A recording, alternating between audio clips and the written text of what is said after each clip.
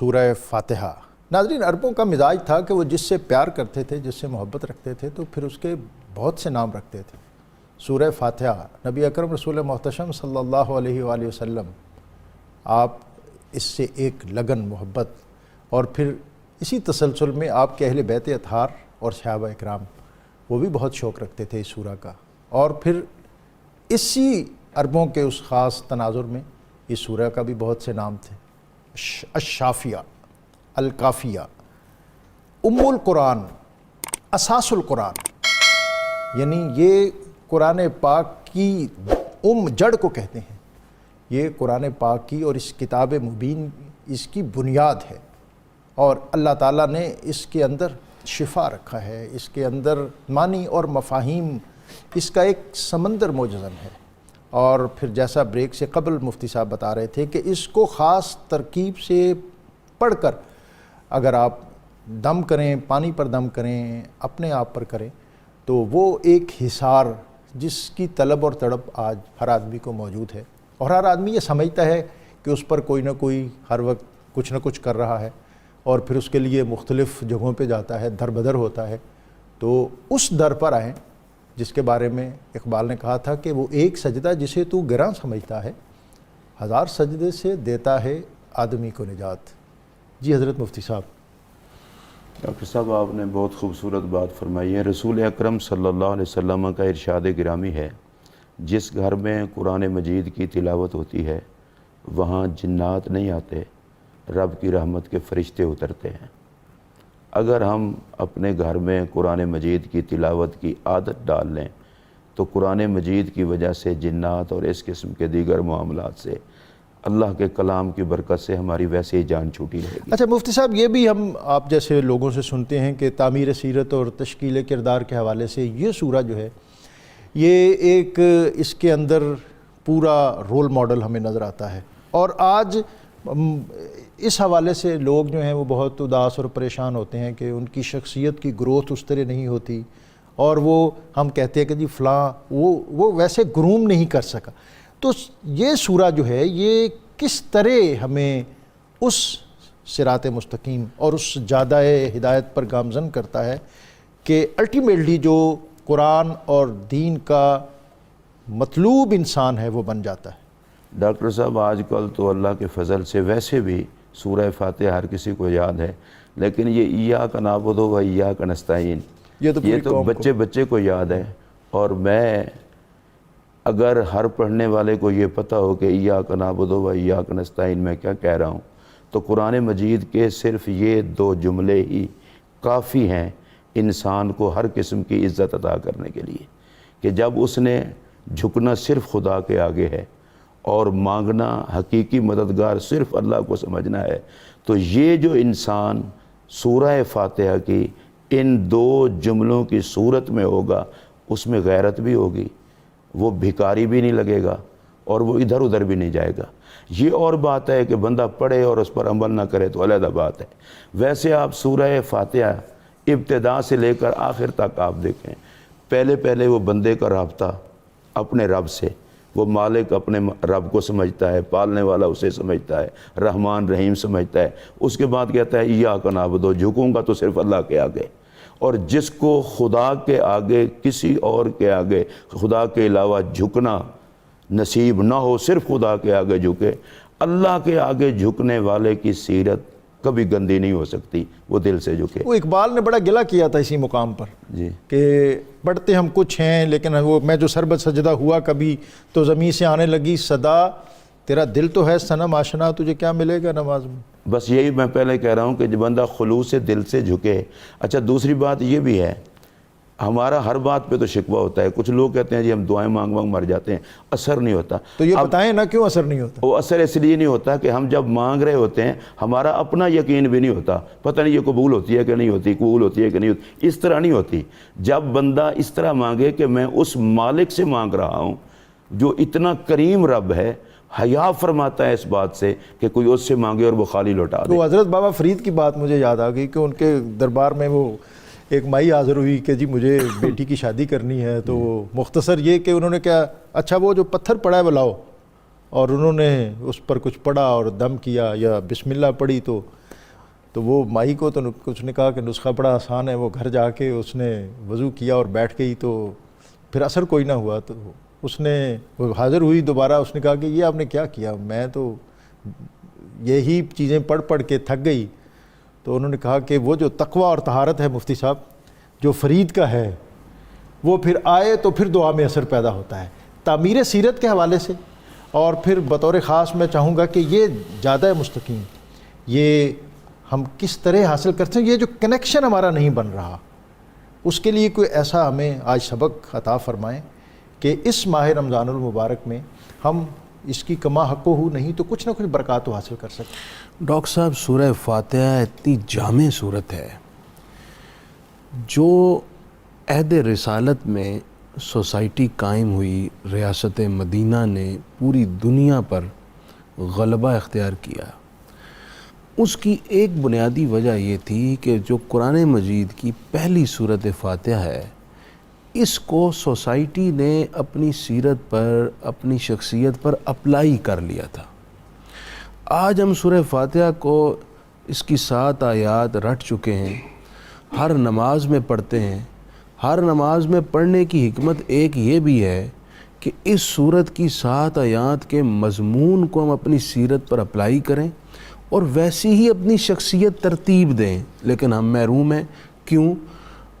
اکثریت طبقہ وہ ہے جس کو قرآن مجید کی اس مختصر ترین 7 آیات پر مشتمل سورت کا ترجمہ بھی نہیں آتا، اس کا فہم اور ادراک بھی نہیں ہے.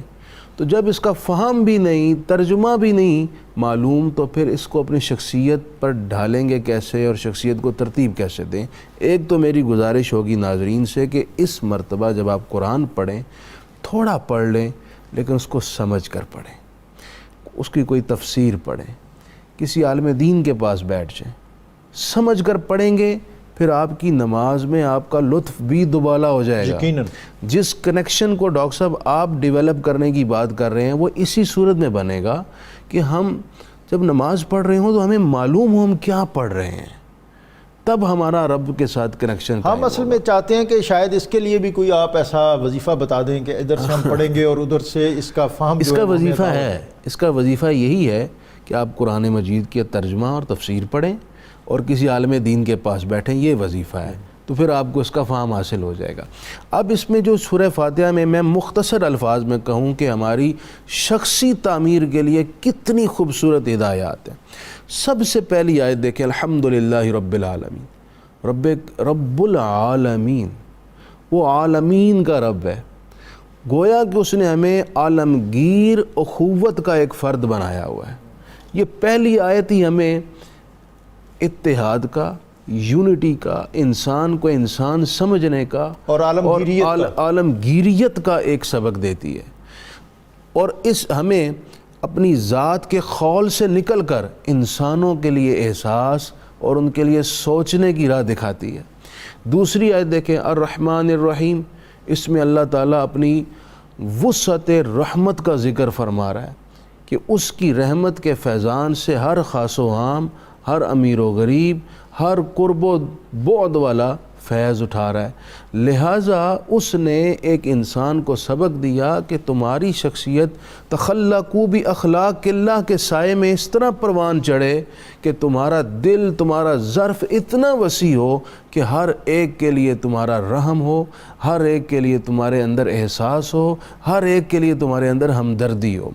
تیسری آیت بڑی ہی اہم آیت ہے، مالک یوم الدین، سبحان اللہ، یوم جزا کا مالک، جس میں بندہ خدا کو سمجھایا جا رہا ہے کہ ایک دن آئے گا تمہارا مواخذہ اور احتساب ہوگا، تمہاری اکاؤنٹیبلٹی ہوگی. لہٰذا جب بندے کے قلب و ذہن میں یہ بات راسخ ہو کہ میرا مواخذہ وہ کرے گا جو عالم الغیب والشہادہ، جس سے کچھ چھپا نہیں، کیمرے نہ بھی لگے ہوں وہ دیکھ رہا ہے، دیواریں موٹی ہیں، دروازہ بند ہے، اندر کیا ہو رہا ہے پھر بھی وہ دیکھ رہا ہے، کوئی بات اس سے چھپی نہیں، وہ وہم و خیال کو بھی جانتا ہے. جب یہ ذہن میں ہوگا تو بندہ کرپشن، لوٹ مار، دھونس دھاندلی، بددیانتی، دغا اور ہر قسم کی اس طرح کی بددیانتی اور برائی سے اجتناب کرنے کی کوشش کرے گا اور شخصیت کو اس طرح ترتیب دے گا بشرطے کہ مالک یوم الدین پر اس کا مکمل ایمان ہو. پھر ایاک نعبد و ایاک نستعین، میں چاہوں گا ڈاکٹر صاحب کہ نے ایاک بتایا نعبد و ایاک نستعین اور اس سے آگے اہدنا الصراط المستقیم، وضو کر لیا، مصلی پہ کھڑے ہو گئے اور رخ قبلے کی جانب کر لیا، اور پھر بھی اہدنا الصراط المستقیم جامع انداز میں، کیونکہ باقی دو آیات اس کا معنی اور مفہوم بھی بتائیں، اور اس کے ساتھ پھر ہم نے پروگرام کے اختتام کی طرف جانا ہے. بہت خوبصورت بات ابھی ایک منظر تک پہنچی ہے کہ مالک یوم الدین اصل میں اللہ تبارک و تعالیٰ کی جزا، اور وہ جزا اور سزا کے دن کو سامنے رکھ کے جب بندہ ایاک نعبد کہے اور اللہ کی عبادت کے لیے کھڑا ہو تو اس میں رنگ ہی اور ہوگا، وہ خشوع و خضوع اس میں پیدا ہوگا. اچھا، ہمارے ہاں نماز کی حالت ہو یا قرآن کی حالت ہو، ہم ان چیزوں سے علیحدہ ہو کر صرف رکعتیں پوری کرتے ہیں اور ادھر آیتیں پوری کرتے ہیں، اور کھڑے ہوتے ہیں نماز میں اور کیلکولیشن کہیں اور ہو رہی ہوتی ہے، کہیں اور ہوتی ہے، کاروبار، انکریمنٹ، پروموشن اور نہ جانے اور کیا کیا ہمارے معاملات. حالانکہ نبی پاک علیہ الصلوۃ والسلام کا ارشاد گرامی ہے کہ جب تک حضور قلب نہ ہو اس وقت تک انسان کی نماز نہیں ہوتی. تو حضور قلب کے ساتھ اللہ کی بارگاہ میں کھڑا ہو. اب اہدنا الصراط المستقیم، ایاک نعبد و ایاک نستعین کہہ رہی ہے، اب اہدنا الصراط المستقیم سورہ فاتحہ میں ایک اور درس بھی دے رہی ہے، اور وہ درس یہ ہے کہ تم اگر یہ چاہتے ہو کہ تمہیں راہ راست نصیب ہو تو اس کے لیے تمہیں اللہ تبارک و تعالیٰ کے انعام یافتہ لوگوں کے راستے کو اپنانا چاہیے. واہ، ابھی تک جب ہم بات کر رہے تھے کہ یہ کیسے ہو سکتا ہے، کیسے ہو سکتا ہے، ہر بندہ تو کامل نہیں ہے اور اس کی باقاعدہ تفصیلات بھی بتا دی گئی ہیں، تو میں ساری تفصیلات میں نہیں جاتا. صراط مستقیم صرف اسی کو نصیب ہوگا کہ جس کی تمام تر سوچوں کا مرکز ذات محمد الرسول اللہ صلی اللہ علیہ وسلم ہوگی. واہ، نبی پاک صلی اللہ علیہ وسلم کی ذات کو جب تک اپنی عقیدت، اپنے عقیدے، اپنی سوچ اور اپنی فکر کا وہ قبلہ نہیں بناتا، اسے راہ ہدایت نصیب نہیں ہو سکتی. اب سیدنا نبی پاک صلی اللہ علیہ وسلم کے بعد قرآن مجید نے کہا ہے صدیقین، شہداء، صالحین، انعم اللہ علیہم من النبیین والصدیقین والشہداء والصالحین. ان سب کے اندر بھی حضور علیہ السلام کا رنگ ہے. سبحان اللہ. صدیقین ہوں، شہداء ہوں، صلحاء ہوں، ان سب کے اندر بھی نبی پاک علیہ السلام کا رنگ ہے. تو سورہ فاتحہ میں ایک اور بات بھی بتاتی ہے کہ ایاک نستعین سے تمہارا دماغ چکرا نہ جائے کہ اب صرف رب سے رابطہ ہو گیا ہے اور اللہ کے بندوں کی کوئی ضرورت نہیں ہے. تو ساتھ ہی آیت نے بتایا کہ نہیں، خدا تک پہنچنے کے لیے بھی تمہیں بندگان خدا کی ضرورت ہے.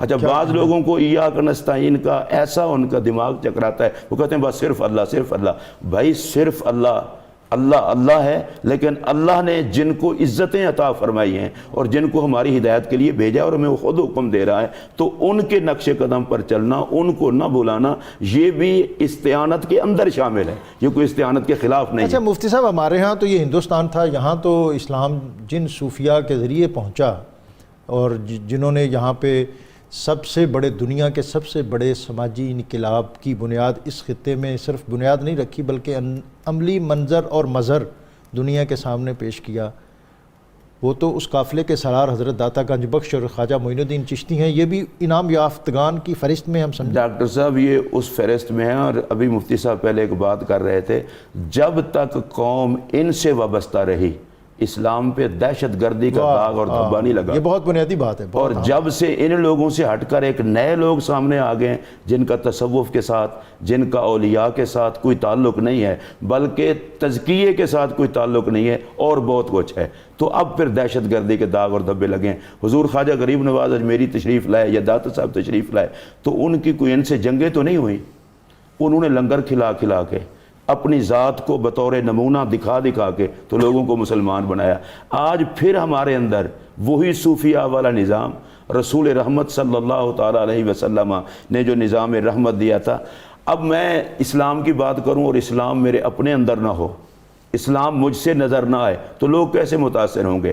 تو یہ جو بندگان خدا ہیں ان کو دیکھنے سے ایک اسلام کی تفسیر سمجھ آ جاتی ہے. اللہ والے ہیں جو اللہ سے ملا دیتے ہیں. مفتی ہیں. صاحب بالکل اختتام اور غیر المغضوب علیہم ولا الضالین جناب، یہ بھی ایک بڑا اہم پورشن ہے اس صورت کا. پہلے بتایا کہ شخصیت میں یہ اوصاف داخل کرو، اب بتایا جا رہا ہے کہ شخصیت سے اس وصف کو جڑنے نہ دینا. وہ کیا ہے؟ ان سے جڑو اور ان سے بچو. ان سے بچو. اب بچنا کس سے ہے؟ یہ بھی ہمارے لیے بہت ضروری ہے سمجھنا، خصوصاً والدین پر، مربیین پر لازم ہے کہ وہ اپنے بچوں کی سوسائٹی دیکھیں کیا ہے، صحبتوں اور رفاقتوں پہ نظر رکھیں. بلکہ ایک حدیث پاک میں ہے کہ دین صحبت سے آتا ہے. اگر صحبت اچھی ہے دین اچھا ہے، صحبت اچھی نہیں تو پھر بندے کا دین اچھا نہیں رہتا. غیر المغضوب، ان لوگوں کے ساتھ مت شامل ہونا، ان کے راستے پر، ان کے طریق پر مت چلنا جن پر اللہ کا غضب ہوا.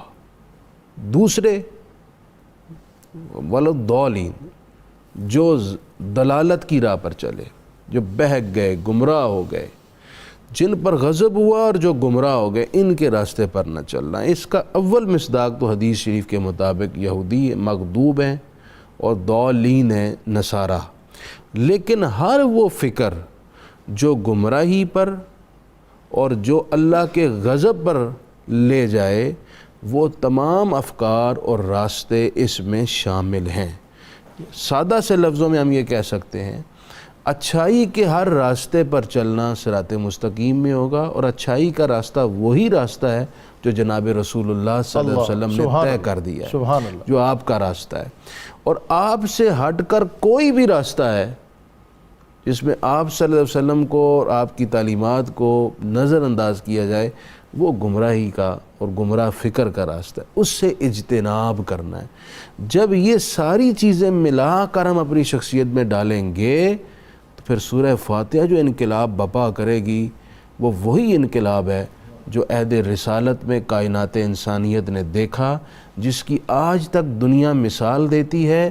اور آج بھی جن لوگوں نے اس عہد رسالت کے سورہ فاتحہ کی امپلیمنٹ کے مطابق اس میں سے کچھ حصہ بھی لیا ہے، وہ قومیں آج ہم سے بہت آگے ہیں، حالانکہ انہوں نے کچھ حصہ لیا ہے. اور اگر سورہ فاتحہ کے پورے مضامین کا احاطہ کر کے ہم اپنی شخصیات کو، اپنی قوم کو، اپنی نئی نسل کو تیار کریں تو میں سمجھتا ہوں ایک عالمگیر انقلاب آئے گا اور ہماری ماضی کی یادیں تازہ ہو جائیں گی. آخر میں سورہ فاتحہ کے حوالے سے ہماری کچھ ذمہ داریاں ہیں، میں ادھر توجہ دلانا چاہتا ہوں. پہلی ذمہ داری یہ ہے کہ سورہ فاتحہ کو ہم اس کے ترجمہ، اس کے فہم کو حاصل کر کے پڑھا کریں. دوسری ہماری ذمہ داری یہ ہے کہ سورہ فاتحہ کو نماز کے علاوہ بھی اس پر غور و فکر کریں. تیسری ہماری ذمہ داری یہ ہے کہ سورہ فاتحہ کے ان مضامین کے مطابق اپنی شخصیت کو ڈھالنے کی کوشش کریں. اور چوتھی ہماری ذمہ داری یہ ہے کہ سورہ فاتحہ کو صرف نماز یا گھر میں اپنی ذات تک محدود نہ رکھیں. سورہ فاتحہ کا لیکچر خاص طور پر روزانہ نہیں تو ہفتے میں ایک دن ہماری کلاس میں، ہمارے اسمبلی میں، ہمارے آفیسز میں ہونا چاہیے. جس قدر زیادہ اس صورت کا تکرار ہوگا، اس کے مضامین کو کھولا جائے گا، تو میں سمجھتا ہوں اس صورت کے فوائد اتنی جلدی ہماری قوم میں داخل ہونا شروع ہو. یہ بہت عمدہ بات اور بہت بنیادی بات ناظرین آج مفتی صاحب نے اپنی اختتامی گفتگو میں فرمائی ہے کہ آج جس طرح کے مختلف اسکول سسٹم جن سے ہمیں واسطہ ہے، اور جہاں ہم اپنے کلچر، اپنی معاشرت اور اپنے دین کے حوالے سے بہت سے کمپرومائزز کرتے ہیں، اور جس چار دیواری میں اپنے بچوں کو بسط شوق چھوڑ کر مطمئن ہو کر ہم گھر کو واپس آتے ہیں، دراصل وہ چیزیں اتنی اطمینان بخش نہیں ہیں. وہاں کے جو سلیبس، وہاں کے جو نصاب، ان سے ہمیں لا تعلق نہیں رہنا چاہیے، اور اپنی جو معاشرت اور اپنا جو کلچر اور اپنا جو دین اور اس کا جو پیرایا ہے، اس کو اپنے گھر اور اپنے مدرسے ہر جگہ پر اس کا سایہ ہمیں مضبوط اور مستحکم رکھنا چاہیے. اور مفتی صاحب نے جو بات کی کہ سورہ فاتحہ، اس کے اندر جو طرز زیست اور جو اسلوب حیات جس کو دنیا کی مختلف اقوام نے مکمل نہیں، کسی نہ کسی سطح پر کچھ نہ کچھ اس کا حصہ اپنایا، انہوں نے عروج اور ارتقاء کی بہت سی بلندیاں اور بہت سے زینے سر کیے. مسولینی اور اقبال کا جو مکالمہ ہوا تھا، اس میں بھی اقبال نے مسولینی سے یہی کہا تھا کہ تو نے وہ ڈسپلن جو نبی اکرم رسول محتشم صلی اللہ علیہ وسلم نے قرآن کی صورت میں دنیا کو عطا کیا، اس کا کچھ حصہ لیا ہے. اگر تم سب کو اپنا لو تو تم عروج اور ارتقاء کے آخر زینے پر پہنچ جاؤ گے. اور انہوں نے کہا تھا کہ لوٹ جائے عہد نبی کی سمت رفتار جہاں، پھر میری پسماندگی کو ارتقاء درکار ہے. یعنی گھر تیری پسماندگی کو ارتقاء درکار ہے تو پھر قرآن اور صاحب قرآن کے ساتھ اپنے تعلق کو مؤثر اور مضبوط کرنا ہے. اور سورہ فاتحہ اور اس کے مضامین، اس کو ہم نے سمجھ کر اپنی عملی زندگی میں اپنے اس وجود پر، اپنے گھر کے اس ماحول میں نافذ کرنا ہے. میں اپنے مہمانوں کا بہت زیادہ شکریہ ادا کرتے ہوئے آج کے وظیفے کی طرف، سورہ فاتحہ کی برکات کے حوالے سے ہمارے مہمانوں نے بہت سی باتیں بتائی ہیں. اسی میں ایک یہ بھی ہے کہ جو شخص رزق کی تنگی میں مبتلا ہو وہ اول آخر درود پاک کے ساتھ 3 مرتبہ صبح اور 3 مرتبہ رات کو سورہ فاتحہ پڑھے تو اللہ تعالیٰ اس کے لیے رزق کی کشادگی عطا فرمائے گا.